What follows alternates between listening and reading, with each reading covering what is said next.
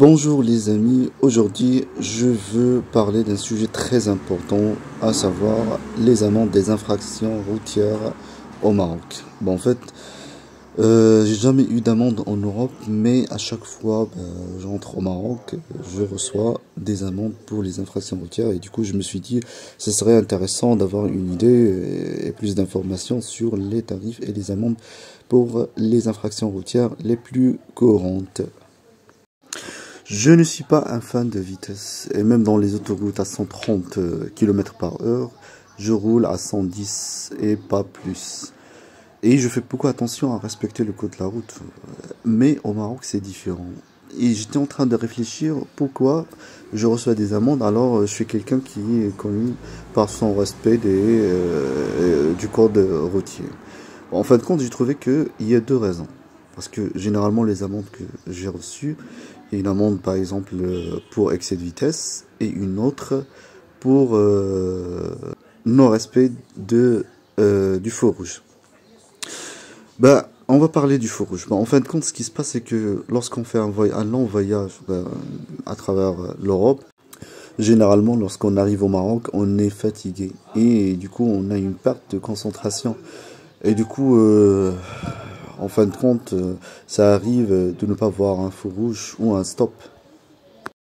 Pour les excès de vitesse, c'est que au Maroc, il y a beaucoup de gendarmes dans les routes nationales. Et quand je dis beaucoup de gendarmes, ça veut dire énorme.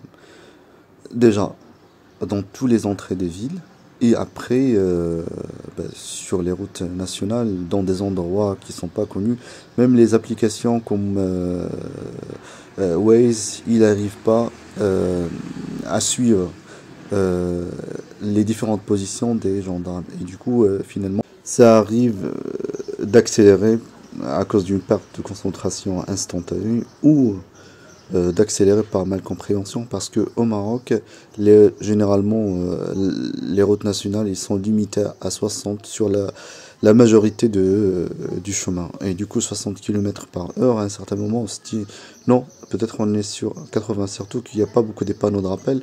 Et du coup, finalement, peut-être vous trouvez un panneau à 60 km heure et après vous roulez 10 km sur le même niveau de vitesse.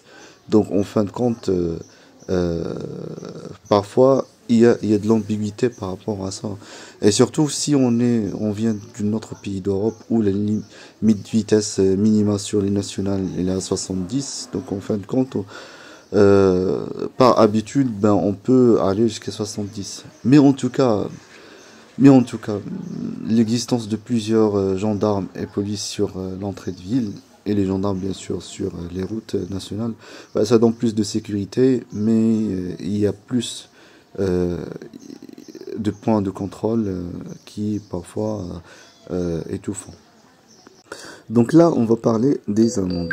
En fin de compte, pour les excès de vitesse qui ne dépassent pas 20 km par heure, vous allez payer 150 dirhams si vous payez sur place.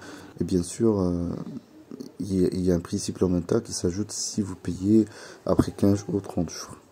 Si vous dépassez la vitesse de plus que 20, mais moins de 30 km par heure, vous allez payer 300 dirhams. Si vous dépassez de plus que 50 km heure, là, il y aura une possibilité de suspension du permis pendant 3 mois. Une amende entre 4000 et 8000 dirhams. Le non-respect du feu rouge, c'est 400 dirhams. Si vous payez bien sûr sur place. Et un prix supplémentaire si vous payez après 15 ou 30 jours. Plus, il y aura 4 points de moins sur votre solde. Le franchissement de la ligne continue, c'est aussi 400 dirhams et 4 points de votre solde.